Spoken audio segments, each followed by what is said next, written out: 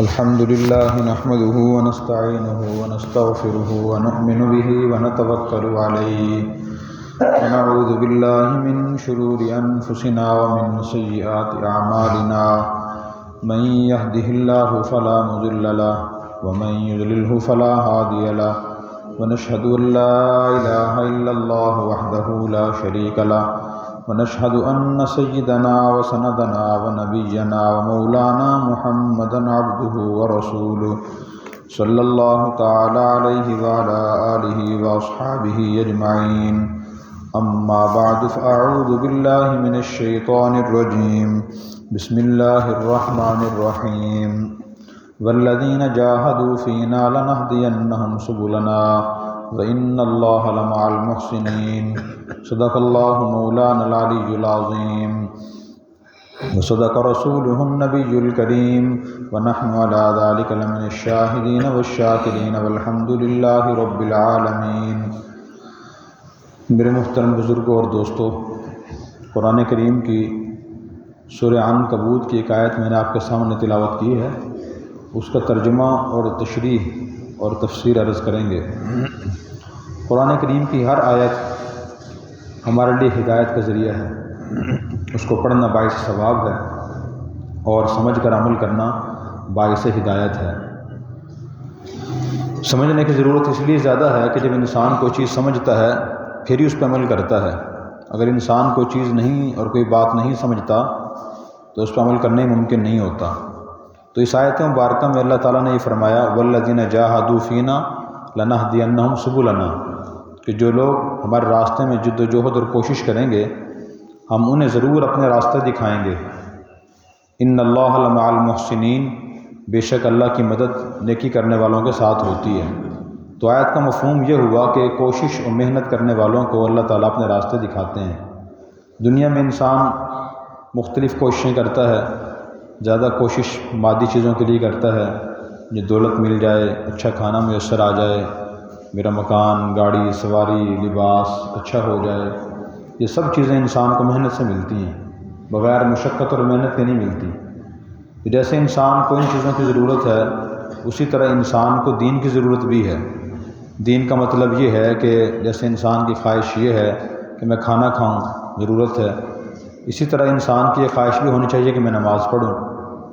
پھر کھانا کھاتے ہوئے جیسے دل چاہتا ہے کھانا عمدہ ہو، لذیذ ہو، اس کا معیار اچھا ہو، اسی طرح انسان کی، ایک مسلمان کی یہ بھی خواہش ہونی چاہیے میری نماز، میرے اخلاق، میرے معاملات، میری معاشرت یہ ساری اچھی ہو اور معیاری ہو۔ اور اچھی عبادت، اچھے اخلاق، اچھے معاملات، اچھی معاشرت خود بخود نہیں ہو سکتی۔ جیسے آدمی صرف دعا کرے کہ اللہ میرے کھانا گھر بھیج دے، کیا کھانا گھر پہنچ جائے گا؟ گھر بیٹھ کے دعا کرنے سے صرف کھانا گھر نہیں آئے گا، اس کے لیے گھر سے جا کے محنت کوشش کرنی پڑے گی، اور اچھے کھانے کو پہلے پہچان کرنی پڑے گی کہ اچھا کھانا کیسا ہوتا ہے، اس کی پہچان کیا ہے، کہاں سے ملتا ہے۔ یہی مثال دین کی ہے کہ انسان کو یہ بھی کوشش کرنی چاہیے میری نماز اچھی ہو۔ اچھی نماز وہ ہے جو اللہ رسول کی تعلیمات کے مطابق ہے۔ اسی طرح میرے اخلاق اچھے ہوں، اچھے اخلاق وہ ہیں جو اللہ رسول کی تعلیمات کے مطابق ہیں۔ یہ بھی ہماری خواہش ہونی چاہیے کہ ہمارے معاملات اچھے ہوں۔ اچھے معاملات وہی ہیں جو اللہ رسول کی تعلیمات کے مطابق ہیں۔ ہماری معاشرت یعنی زندگی گزارنے کے طریقے وہ اچھے ہونے چاہیے، اور وہ اچھے ہوں گے اللہ رسول کی تعلیمات کو سیکھ کر۔ تو دو قسم کی کوششیں دین کے لیے کرنا ضروری ہیں۔ نمبر ایک تو شریعت کا علم حاصل کرنا، اس لیے کہ بغیر علم کے جہالت کے ساتھ انسان کوئی چیز بھی اچھی نہیں کر سکتا، نہ دنیا اچھی کر سکتا ہے اور نہ دین اچھا کر سکتا ہے۔ اسی لیے قرآن کریم کی ہزاروں آیات، نبی کریم صلی اللہ علیہ وسلم کی لاکھوں احادیث دنیا میں رکھی گئیں اور بھیجی گئیں کہ مسلمان ان سے رہنمائی حاصل کریں۔ تو ایک تو علم شریعت کا حاصل کرنا ضروری ہے، اس لیے حضور نے فرمایا کہ طلب العلم فریضۃ علی کل مسلم و مسلمہ، کہ شریعت کا ضروری علم حاصل کرنا ہر مسلمان مرد عورت کا ذمہ فرض ہے۔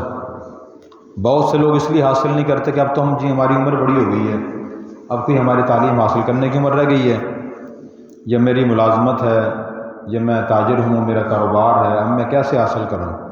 یہ بھی ایک بہت بڑی غلط فہمی ہے جب تک انسان زندہ ہوتا ہے تو جیسے دنیا کی ضرورتیں اور ضروریات حاصل کرنے کی کوشش کرتا ہے، تو اسی طرح دین کی بھی حاصل کرنے کی کوشش کرنی چاہیے۔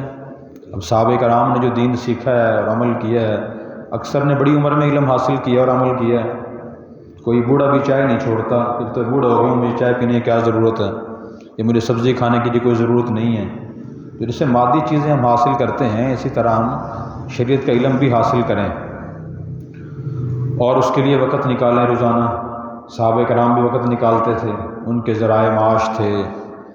مدینہ کے صحابہ کرام اکثر کاشتکار تھے اور مکہ کے صحابہ کرام زراعت پیشہ تھے، اس کے باوجود وہ وقت نکال کے دین سیکھتے تھے۔ آج ہم پریشان ہیں، اس کی وجہ یہ بھی ہے کہ معاملات ہمارے دین کے مطابق نہیں ہیں، ہماری معاشرت دین کے مطابق نہیں ہے، ہمارے اخلاق دین کے مطابق نہیں ہیں، اور چیزیں پڑھی ہی نہیں، کبھی سیکھی ہی نہیں، بلکہ بعض اوقات دین کے خلاف جو چیزیں پھیلی ہوئی ہیں معاملات کے بارے میں، اخلاق کے بارے میں، معاشرت کے بارے میں، وہ ہم اچھی سمجھتے ہیں، اور چونکہ صحیح چیز کا علم نہیں ہے، کوئی آدمی بتا بھی دے دین کی بات تو حیرت ہوتی ہے کہ بھی یہ مولوی صاحب کیا کہہ رہے ہیں۔ مثلا دین یہ کہتا ہے کہ اپنے معاملات بالکل صاف صاف طے کریں۔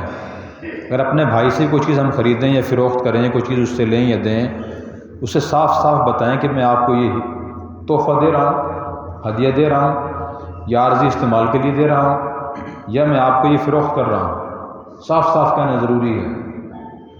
اگر اللہ تعالیٰ نے اتنی گنجائش دی ہے کہ آدمی کسی کو تحفہ دے سکے، بہت اچھی بات، تحفہ دینا چاہیے۔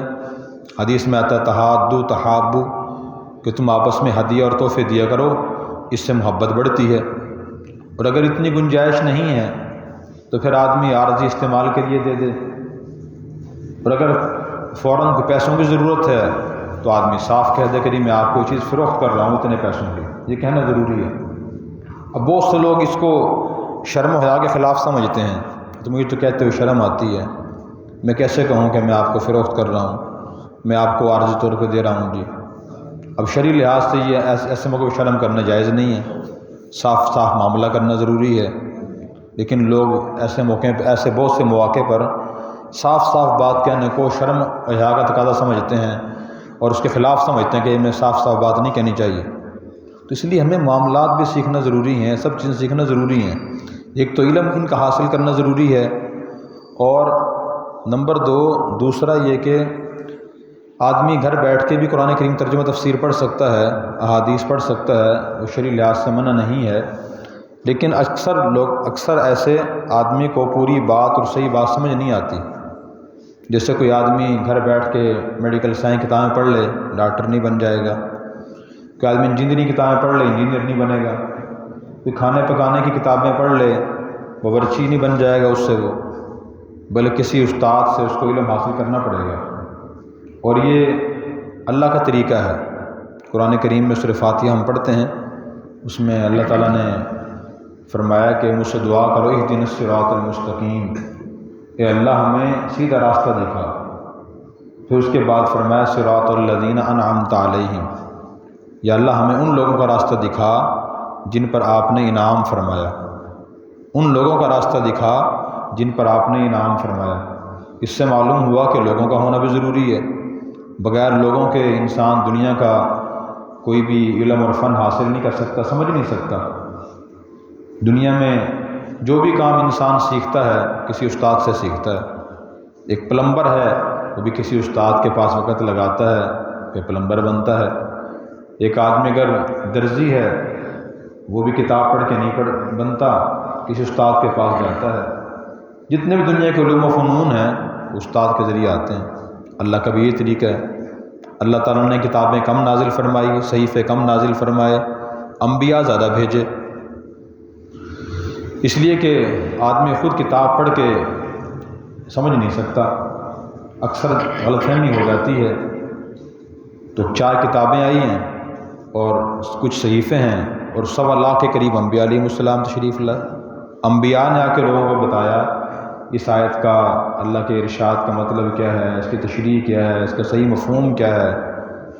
تو ایک تو ہمیں علم کی ضرورت ہے، دوسرا ہمیں کسی عالم بعمل کی ضرورت ہے، جو ہمیں سمجھا سکے کہ اللہ تعالیٰ کے اس ارشاد کا، نبی کی حدیث کا مطلب کیا ہے۔ اور تیسری ضرورت ہے اچھے ماحول اور صحبت صالح کی۔ اگر انسان کے پاس صحیح علم آ بھی جائے، اس نے تفسیر بھی سمجھ لی، احادیث بھی پڑھ لی، شرعی مسائل بھی یاد کر لیے، لیکن عمل کی ہمت اس وقت تک نہیں ہوتی جب تک آدمی باعمل علماء کے صحبت میں نہیں بیٹھتا، اس وقت تک آدمی عمل نہیں کرتا۔ آپ دیکھیں اسی وجہ سے جتنے بھی مسلمان سب کو پتہ ہے کہ نماز پڑھنا فرض ہے، لیکن اکثر نہیں پڑھتے۔ بمشکل 5% لوگ نماز پڑھتے ہیں، باقی 95% نہیں پڑھتے، حالانکہ پتہ ہے نماز فرض ہے۔ تو اس کی وجہ کیا ہے کہ وہ نماز کے ماحول میں نہیں آ رہے۔ اگر وہ نماز کے ماحول میں آئیں گے تو نماز پڑھنا شروع کر دیں گے۔ ایسی جگہ رہیں جہاں لوگ نماز پڑھتے ہیں تو وہ نماز پڑھنا شروع کر دیں گے۔ مدرسے میں چلے جائیں، تبلیغی جماعت کے ساتھ چلے جائیں، کسی اور مسجد میں چلے جائیں، کسی بھی اچھے ماحول میں چلے جائیں تو آدمی نمازی بن جائیں گے۔ تو ماحول کی ضرورت بھی ہے۔ تو یہ تین چیزیں جب ملتی ہیں تو پھر انسان کو ہدایت حاصل ہوتی ہے، اور انسان کو پتہ چلتا ہے کہ اللہ رسول نے مجھے اس کام کے بارے میں صحیح راستہ کیا بتایا ہے۔ جب تک یہ تین چیزیں انسان کے پاس نہیں آتی تو انسان کو ہدایت حاصل نہیں ہوتی اور انسان باعمل نہیں بنتا۔ صحابہ کرام بھی اسی طرح باعمل بنے ہیں۔